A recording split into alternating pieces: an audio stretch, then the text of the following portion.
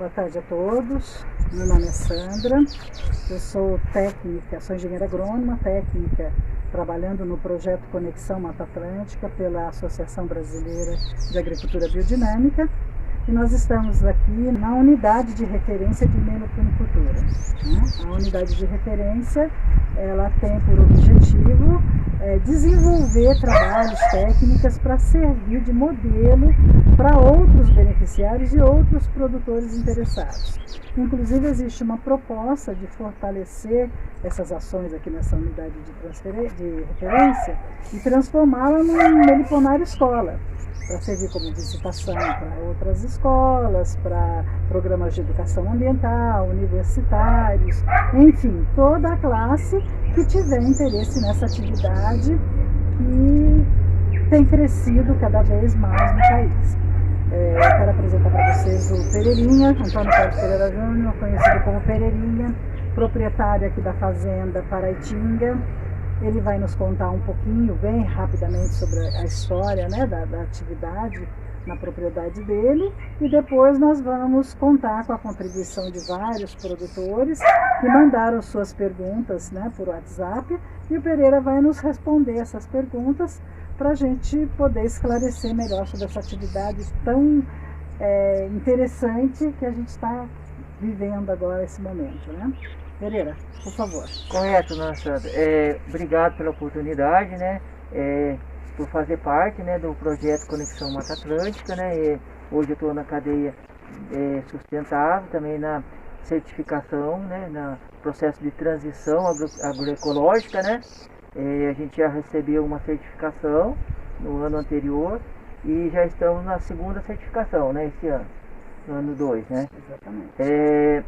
Bom, a minha trajetória na meliponicultura começou em 88, né, 1988, eu adquiri a primeira colônia, acabei colocando essa colônia, era de uma madeira velha, um toco de árvore, eu coloquei, era uma jataí e depois uma mirim preguiça, então eu coloquei ela numa caixinha, era uma caixinha rústica, né, relembrando aqui, foi feita com aquela madeira de caixa de uva, né, então ficou uma caixinha bem fina, né, e onde eu mantive essas colônias por muitos anos, né, e então, passado um longo período que eu comecei a estudar, né, vi uma reportagem no Globo Rural, onde se ensinava a fazer a caixa para abelhas, né, para as abelhas nativas, então eu comecei a construir as caixas do modelo PNN, isso foi em 1998, né, 10 anos depois.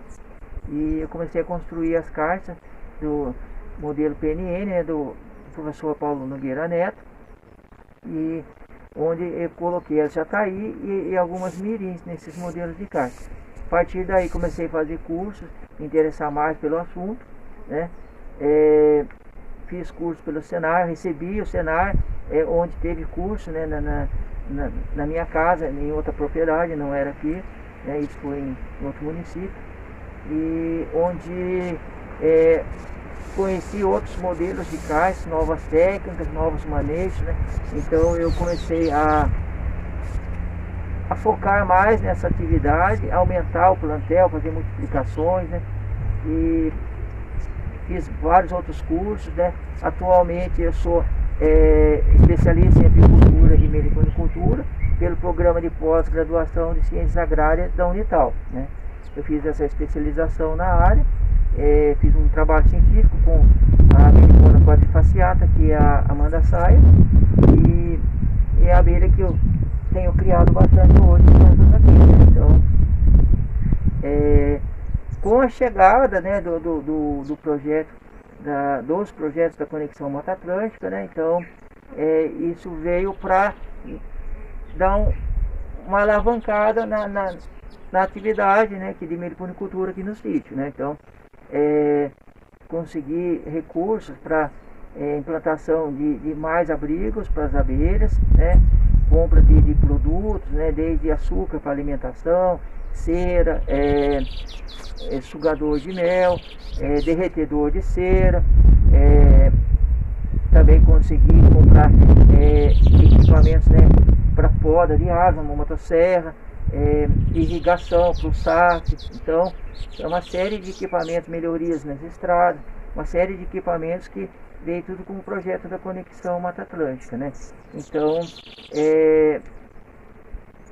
a certificação veio também para melhorar a qualidade de produtos do sítio, né? Eliminar o uso de venenos, né? Então, isso foi excelente aqui para a propriedade. Muito bom. Então, Pereira, bem interessante que quando nós planejamos essa unidade de referência e durante o período de elaboração do plano de ação de cadeia de valor sustentável, a gente conversou muito sobre a questão da sustentabilidade, a questão dos programas de educação ambiental, como nós levaríamos isso até as escolas, como que nós trabalharíamos, né, essa questão da meliponicultura até como uma atividade produtiva, uma atividade geradora de renda no futuro. E o mais importante para nós agora nesse momento é estar levando para os nossos beneficiários esse começo. Nós temos aí vários beneficiários, inclusive eu, que não sou uma beneficiária, mas me interessei muito pela atividade depois que conheci com você, né? Como é que nós vamos começar todo esse trabalho? Hoje eu perguntaria para você, como é que eu começo? Tá aí, comprei minhas caixinhas, trouxe umas caixinhas. Como é que a gente começa tudo isso? Como vai essa história? Não tenho nada, não sei nada. Por onde começar? Isso, a meliponicultura é uma atividade, né? Ainda precisa ser regulamentada como uma atividade, né? Ser criado um código CNAE, né? Mas já é uma atividade em grande expansão em todo o território brasileiro e outros países, né? É uma atividade que vem crescendo gradativamente a cada dia que passa, né? Então hoje, né, qualquer pessoa que queira criar uma abelha em sua casa, no apartamento, né, no sítio, na chácara, na fazenda, né, elas precisam ter um conhecimento básico, né? Hoje existe uma série de cursos, né, presenciais, à distância, né? Então esses cursos são necessários para que a pessoa tenha esses conhecimentos básicos de início, né? Saber como lidar com o que eu vou fazer com a abelha, né? O que acontece com ela, né? Como ela se comporta, por que ela se comporta desse jeito ou não, né? Então toda essa questão é um aprendizado que a pessoa tem que adquirir, né? E depois ir aperfeiçoando, né? Então, hoje a gente tem mais de 300 espécies de abelha sem ferrão no Brasil, né? E cada espécie se comporta de uma maneira diferente. Então, é um conhecimento que é bem lento, mas a gente vai adquirindo ao longo dos períodos, né? Conhecendo, evoluindo através do conhecimento de mais espécies, né? Pensando em tudo isso que você falou, Pereira, como é que a gente faz para escolher o local para implantar o meliponário? Eu estou começando, como eu já te falei, quais são os cuidados, os critérios que eu tenho que ter na escolha desse local? Normalmente, o local a ser escolhido, ele deve atender a alguns requisitos, né? Ele tem que ter água potável, né? Livre de contaminações, né? de produtos agroquímicos ou resíduos industriais, né? Tem que ter uma água potável, porque a abelha vai fazer o uso dessa água, né? Seja para estar umedecendo a colônia, se é muito calor, ela usa a água para umedecer a colônia, para a própria subsistência dela, ela precisa de água, e algumas espécies também a abelha vai estar coletando a argila nesses pequenos córregos, né? Então, esses pequenos córregos de nascente ou riacho, eles têm que estar isentos de contaminações que poderão afetar as colônias. Outro fato importante é conhecer todo o perímetro, né, o raio de ação da abelha e o que há naquele raio para as abelhas coletarem, né? Seja pólen, resina, néctar, né? Que são os recursos naturais que as abelhas coletam. Então, o alimento da abelha, né? Exatamente, né? Não só o alimento, mas as resinas que também servem de proteção, né, para as colônias, né? Então, tem que fazer um levantamento desse perímetro de acordo com cada espécie tem um raio de voo diferente, né? Conhecer o local, né? Ver se aquele local atende as necessidades da abelha, né? E não dá para colocar uma colônia, por exemplo, no meio de um deserto onde não tem árvore, né? Só um exemplo básico, bem básico para ilustrar, né? Então, precisa ter matas nativas, alguma plantação que produza bastante néctar ou pólen, né, para essas abelhas, né? Então, esse levantamento é importante, né? A escolha em si, onde vai instalar o abrigo ou meliponário, né? O abrigo seja coletivo, individual, livre de correntes de ventos, né? Livre de insolação, né? Então, deve estar protegido por árvores, igual a gente tem um exemplo aqui, né? Embora esteja com um telhado, mas está todo coberto de árvores ao redor, né? Então, isso é importante, né? O local sempre limpo, afastado, né? De outros animais que possam ser predadores, né? Então, existem vários animais que podem estar colocando em risco uma criação de abelha, e então a proximidade de uma residência é ideal para isso, né? Tá. E como é que a gente faz para montar a primeira colmeia, a primeira colônia, né? Isso. De abelhas. Como adquirir a primeira colônia, né? Adquirir a primeira colônia. Então, basta chegar na loja e comprar, você comprar as caixinhas pronto, né? Normalmente as abelhas não são vendidas em loja, né? Como os outros demais pets, né? Para adquirir uma colônia de abelha nativa sem ferrão, o produtor deve procurar um produtor que tenha procedência, que seja legalizado, né? Onde vai estar acompanhando essa colônia com nota fiscal, com GTA, né? São os documentos necessários para inclusão no plantel do novo produtor, né? Esses são requisitos fundamentais. Outra forma de adquirir são através de instalação de ninhos iscas, né? Esses ninhos iscas também dependem de autorização no sistema SIGAN, né, que é um sistema do meio ambiente. Então, o produtor deve fazer um cadastro, solicitar a instalação, informar a propriedade, cadastrar a propriedade, né?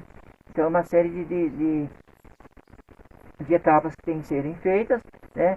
Feito isso, vai ter um período lá, ele vai declarar a quantidade de colônias que coletou e vai ter a procedência daquela colônia capturada na isca, né? Então, isso servirá de informação do plantel inicial. Então, são duas formas: ou compra de um produtor que possa fornecer os documentos de procedência, ou solicita uma autorização de instalação de ninho isca e regularize as capturas. Como que eu faço essa isca? As iscas podem ser feitas de várias maneiras, né? Vários tipos de materiais. Um dos mais usados são recipientes plásticos, né? Garrafas de refrigerante, galões de água, né? Ou até mesmo caixas, né, de madeira usadas, que podem ser de isca também, né? Então, são recipientes que são um abrigo provisório, né? Por exemplo, a abelha soltou um enxame, esse enxame voador achou o local que ele vai morar, né? Instalou lá dentro. Então existe um período que deve ser respeitado até que ele se estabeleça lá dentro, para depois estar sendo transferido para uma caixa padrão, né? Quanto tempo é necessário para ela ficar nessa isca? Então, o tempo mínimo, né, recomendado são 2 meses, 60 dias, que vai ocorrer praticamente um ciclo, né, de postura da rainha, né? Então, até que nasça as abelhas do primeiro ovo que a rainha botou, né, vai levar mais ou menos esse período aí, né? Até a chegada da rainha na colônia, né, e ela começar a fazer a postura. Então, uns 52 dias mais um tempo que levou para ela iniciar a postura, praticamente 60 dias. Então, 60 dias estaria nascendo deveria estar nascendo a primeira abelha, né? Esse é um tempo recomendado, né? Menor que isso pode causar problemas durante a transferência, né? A colônia não está estabilizada, poucas abelhas, né? Então, pode sofrer algumas interferências. Tá, mas se algum produtor beneficiário quiser comprar já pronto, como tem aqui, né? Não quero ter esse trabalho de fazer isso, eu quero comprar já a caixinha com a colônia habitada direitinho, Para eu levar para minha propriedade, quais os cuidados que eu tenho que ter nesse transporte, na hora da colocação no local que eu escolhi na minha propriedade, já com as orientações dadas, né, de acordo com florada, insolação, vento, essas coisas todas. Que cuidado que eu tenho que ter para levar essa caixa e não correr o risco de ter uma fuga, uma migração? Isso, inicialmente a colônia ela vai ser fechada com uma tela para que as abelhas não saiam, né? E durante o transporte ela tem que ser carregada com cuidado, né? Porque são insetos muito sensíveis, né? Então qualquer tranco, uma lombada que o carro passe e pule, por exemplo, pode vir a gorar ovos, né? A matar larvas afogadas, larvas mais novas, né? Então elas podem morrer afogadas, né? Então esse é um cuidado, é um transporte, né, que deve ser feito com muita cautela, muito cuidado, né? Então vai colocar no banco do veículo, de preferência na parte da frente, né, que evita menos balanço, né? Evitar freadas bruscas, pular lombada. Então são esses cuidados aí. Chegando no local, certamente já foi escolhido esse local, definido, né? Então as colônias vão ser instaladas, né, ou abrigos individuais ou coletivos, né? Se forem coletivos como esse, né? Por exemplo, soltar todas as colônias de uma vez, então vai colocar elas, instala todas, espera 1 hora aproximadamente para elas se acalmarem, né? E depois de 1 hora solta uma sim, uma não, para que elas reconheçam o local. As outras, uma sim, uma não, permanecem fechadas por mais outra hora, né? Depois da segunda hora que chegou no local, pode-se abrir as outras alternadas que ficaram fechadas. Isso vai evitar que a abelha entre numa casa errada e venha brigar. E esse tempo que ela fica fechada não é prejudicial para ela? Se eu deixar, por exemplo, 1 hora, 1h30 fechada, até que foi aberta, faço o voo de reconhecimento, a que está fechada não vai ser danificada? Não, desde que fique na sombra. Ela não pode ficar em sol, né? Ela vai estar com tela fechada, mas vai ter ventilação, então não vai sofrer dano algum. Ela pode ficar alguns dias fechados, né? Não tem problema. Legal. Tem assim algum período para ela se adaptar a esse novo local? Quanto tempo demora para ela se adaptar depois desse voo de reconhecimento? Existe algum risco dela migrar para outro lugar, abandonar a caixa? Não, a adaptação, as abelhas, cada espécie, ela já conhece as plantas que são de preferência delas, né? Então, independente do local, ela já conhece pelos odores, né? Pelo cheiro das flores, então ela já tem esse conhecimento. Então, soltou a abelha num local, elas já vão sair procurando, né? E é o tempo de 1 hora, elas estão retornando, já fez o reconhecimento do local. Então, essa adaptação é bastante instantânea. Desde que ela esteja no próprio bioma dela, né, a região, ela vai só sair fazer o reconhecimento do local. Ela vai ter o contato com as mesmas plantas que ela tinha no outro local anterior, né? Com a mesma espécie de plantas, né? Não em si a mesma planta, a mesma espécie. Então, isso é bem rápido. Qual era a segunda parte da pergunta? Não, você respondeu. Eu achei muito interessante você ter colocado aí na hora da escolha do local a importância do criador, do agricultor, conhecer também a parte da vegetação, né? As floradas, a botânica, um pouco da botânica, um pouco da fisiologia do local, do bioma, para poder saber se aquele alimento vai ser suficiente, se a espécie realmente está adaptada. É bem interessante isso. Aí você também tem que estudar um pouco de silvicultura, um pouco de plantas nativas, para não só da abelha, né? É um ciclo que ele vai se unindo, né? Então uma coisa está ligada à outra. Planta e abelha, né? Flor, abelha, então isso é bem interessante, né? Mas a gente tem que fazer esse levantamento, é muito importante, né? E cada vez mais, né? Plantar árvores, né? Então isso é muito importante. Não existe meliponicultor que não queira plantar árvore, né? Isso já está na veia, corre no sangue, né? Então vai criar abelha, vai ter flor em vaso, em jardim, em matas, né? Ele vai começar a selecionar as plantas que ele vai plantar no jardim, né? Isso é bem interessante.